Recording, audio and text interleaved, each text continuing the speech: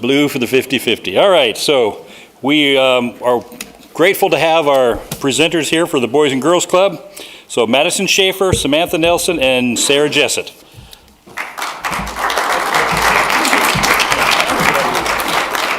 I'll introduce myself first, and you guys.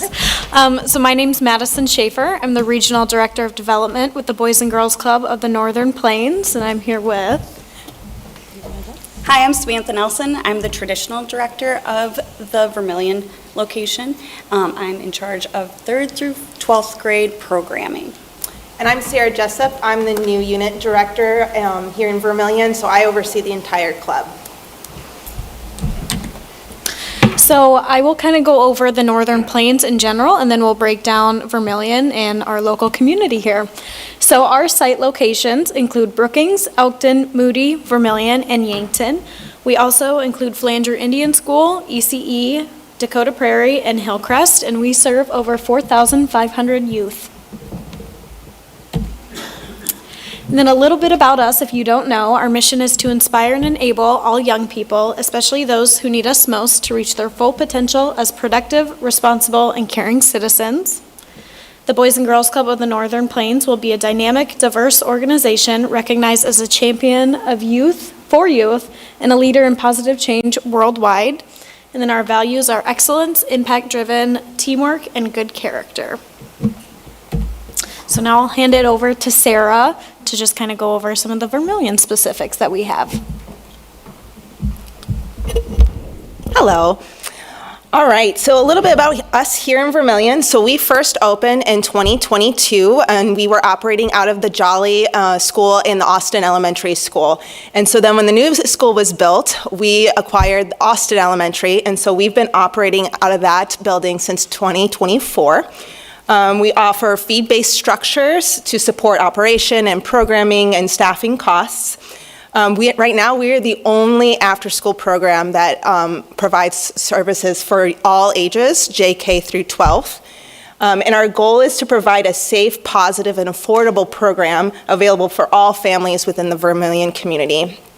Right now, we have 2 programs. We have our Academy program, which is JK through 2nd, and so that operates as a licensed childcare through DSS. So with that, there's a lot more regulations with DSS. We have the more structured schedules, and then the tuition fees as well, because we have lower ratios. And then we have our traditional club, which right now is completely free for members due to a 21st Century grant, which helps remove a lot of barriers for the families here in Vermillion.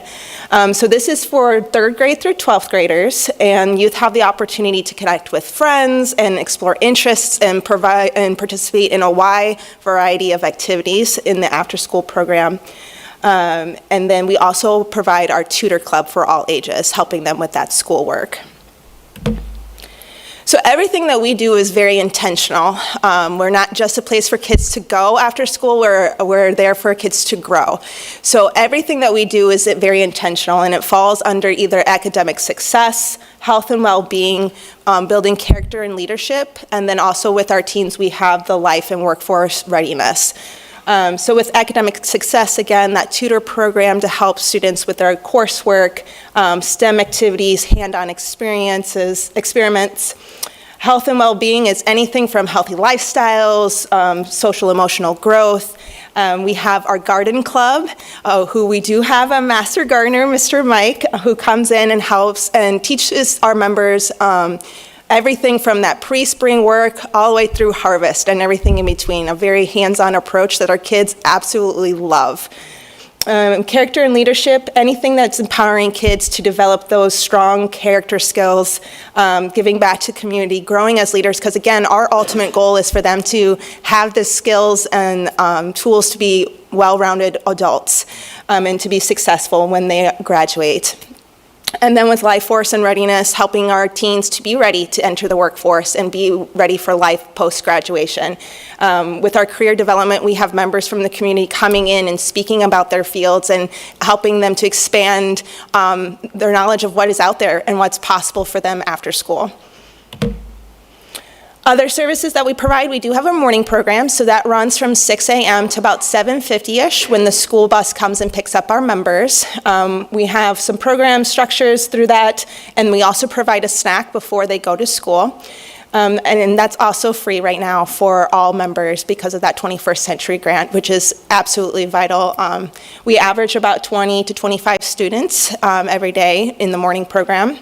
After school, with that, we're providing snacks for all members, which is very essential. Of course, you know, they're hungry when they come to us, and so we're helping them to be successful for that last little bit of the day. And we see about 100, 110 kids every single day after school. And then now we do serve dinner, which is new since the beginning of November. That was our response to help make sure that kids knew that they had a nutritious meal waiting for them. And so that's served at 5:30-ish, and we serve about 40 to 50 dinners every single night. And then, of course, we're there when school is closed. So we're there because the families need us and the kids need us. So we are open on full days. When snow is coming in and school is letting out, we open right away for our members. And so we are operating, and we'll be here full days, of course, with parent-teacher conferences this week and President's Day on Monday. We are open all day from 7:30 to 6. On those days, on those planned full days, we like to do field trips and get them out into the community, exploring things and learning things outside of our building.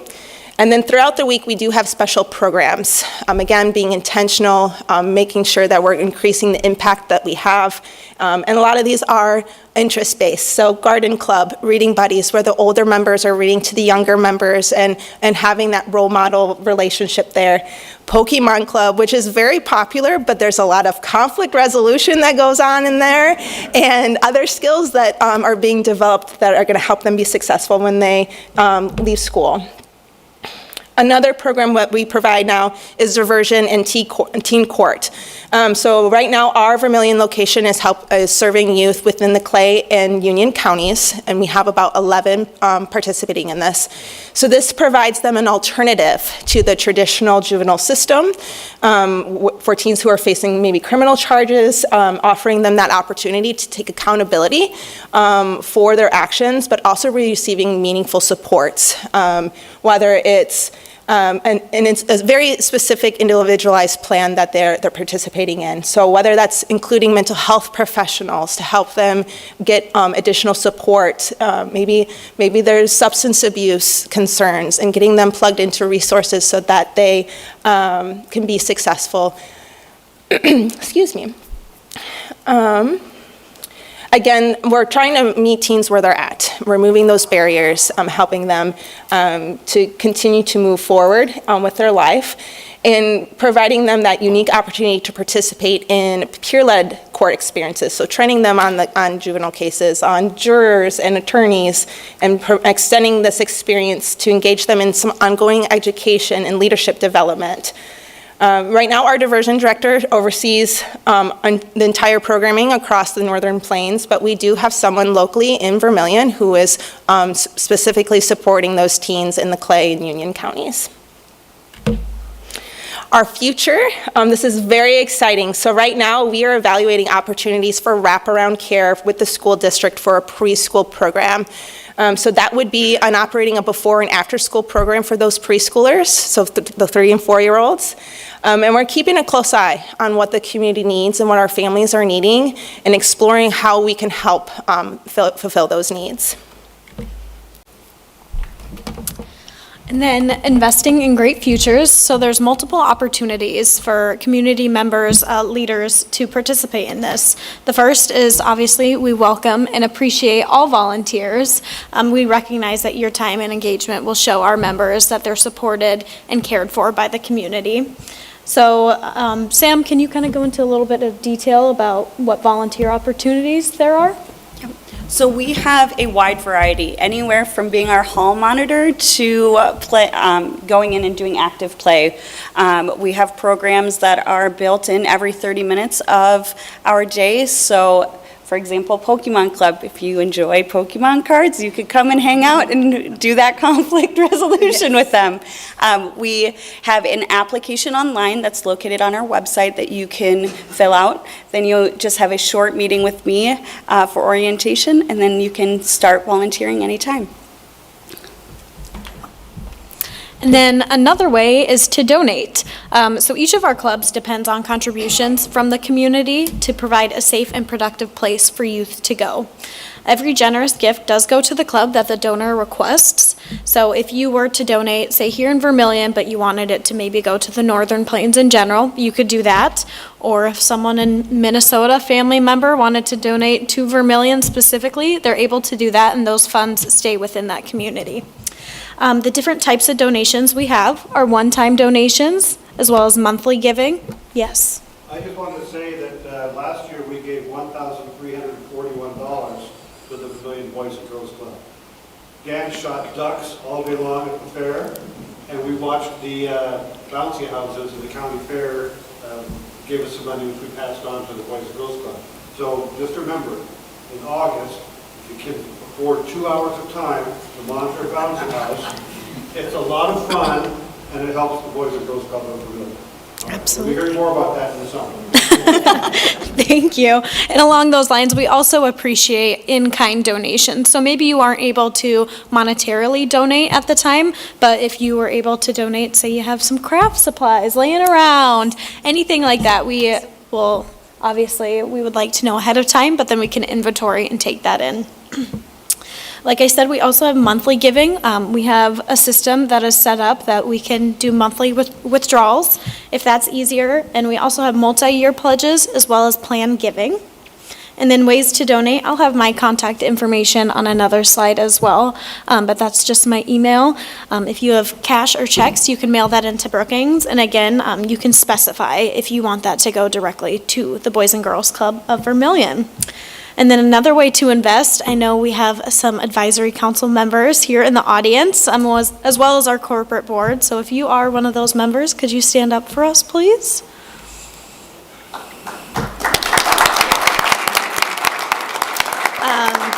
I just want to acknowledge that we really couldn't do anything that we do operating daily without their support through their time, their advice. They do give us lots of advice that we definitely need at times, and then also their donations of in-kind gifts and monetary gifts. And then if you have any questions now, we would love to answer them. We also encourage our advisory council members, if they know any answers to questions, definitely help us out. That is also our contact information up there. Listen, I'll just say something. I have to say something. Yes. So we started this club in 2022, and it's really important that I say thank you to everyone here, because when you buy raffle tickets, I'm the guy right asking for raffle tickets. I ask every single one of you probably. And this is where it goes. We started in the Austin and Jolly gym, just a little gym after school. That's where it was. And then we got a new school, and there's a reason we got a new school. Okay, because the old building, we're 56 years old, and then we inherited one of those, thankfully. So it's a great building, Austin. You should drive around there sometime. You see all the kids there, all the cars there. There's people in there like always working on stuff because the roof is always leaking. The furnace is always broke. But there's sprinklers now. But there's sprinklers and now there's cameras. So, right? So why is that important? Because we want a place in Vermillion where kids can go that's safe. I grew up and I was like, oh, everyone had what I had. Of course, that's absurd. They don't. Right? So this is what the club does for the kids who are running. New people come, we want, young families to come. They need a place for their kids so they can go to work. Right? So they can work on President's Day and their kids can go somewhere that day. So, again, I just want to say thank you for buying raffle tickets. Yes. But, we talk about time, treasure, and talents. So Mike, you with the Master Gardener, we love that. All the field trips that we plan this summer, we get to go to the pool. So I just want to thank everyone here for donating their time, their talents, and their treasures. So thank you. Yes. Any other questions? I will say too, if anyone's thinking of any questions, we will have our raffle coming up again soon. So Jacob, I'm sure you'll be hearing from him about that. And then, yeah, we're just really excited to continue helping out the community, so. Yes. During the day, there's a lot of cars there. What else is in the building of Austin? Yes, so right now, Head Start is renting some of our rooms, so they're active in our building. And then also, we're in the building because there's a lot of administration outside, you know, that we have to get done before kids are here, so we can be present and active with the kids. And right now, we have a lot of vehicles right there because we have our intercom system being put in and phones being put in into every classroom, which again, to increase those safety measures. So, a lot of different things going on. Yes. I just want to say something, the staff of the Boys and Girls Club is awesome. Yes. When I was there for the, I don't know what you call it, Boys and Girls, Boy or Girl of the Year. Oh, Youth of the Year. Yeah, they all thanked their staff. They didn't mention mom and dad.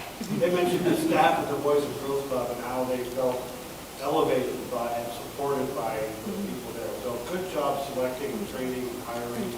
There's just great people. Yes. I say this every time I have the opportunity, but we absolutely have the best staff. And I know everyone says that, but we truly do. They love our members. They want to connect with our members. They want to help them any way they can. And exactly, the members are so thankful to have that role model in their life because sometimes the club is their safe space outside of school. And so those interactions every single day, it's that they know that someone's cares for them, someone's there for them, someone is there to help them navigate things that they're struggling with is vital. It's gold. It's can't speak highly, even, you know, as highly as it deserves. There's no words that can express how great our staff are. You host K through 12? JK, junior kindergarten. Through 12th? Through Yep. 12th grade, Senior yep. high school? Yes, yep. How in the world do you attract and keep the interest of an 8th grader with all of the other distractions out there today? Yeah, absolutely. Do you want to? Yeah, so we have intentional programming throughout our 6th through 12th grade programming. So we have everything from esports, we have technology-driven programs so they can learn those coding. We have a 3D printer. We do everything from Keeping It Real, which is it's basically a DARE program that we run as well. We have guest speakers that come in weekly to talk about different careers and different opportunities in the community that they can be part of, such as clubs. I'm trying to think, we have robotics that we do. There's a lot of different stuff. We have a photography program that will hopefully be coming in the next little bit, but we try to gear everything to our interests, to our kids' interest. We listen to them, we ask them what they want to see, and that seems to be the way to get them to come back each day. And if you would be interested in seeing that firsthand, kind of the programs that we have, we are more than welcome and happy to give tours at any time to anyone in the community. I just want to say one thing about that. Every spring, there's a science fair for the junior high kids, 7th graders, maybe 6th graders too. A lot of the kids, you know, before the club, they go to the club, they didn't even do it. Right? They couldn't, you know, get their supplies, they didn't have any supplies, they didn't have any direction. Like, how are we supposed to do this if they can't do it at home? Right? So we had a thank you last year from the middle school teachers. So thankful for the club for getting their science project, you know, getting them to think about and just sit down and figure out the project and do it. Right? And sometimes, you know, you would think, well, just do it. I tell my kids that.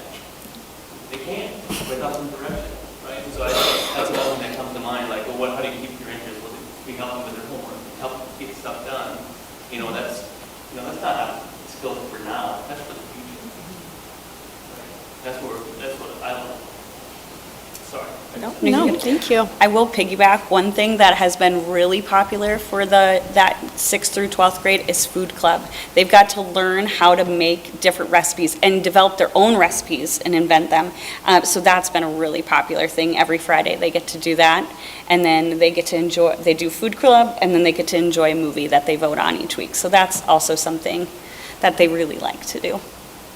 If you're interested in volunteering, I just want to second the notion that both the professional staff and the student staff are just so supportive of the volunteer activities that you can really tell that they love the kids. I mean, it's just fabulous. They make it so easy to volunteer. Thank you.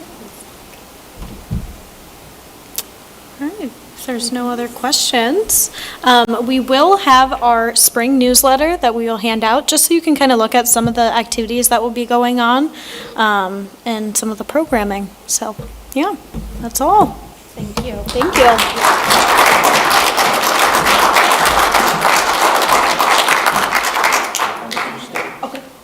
Oh, he said, No, just one.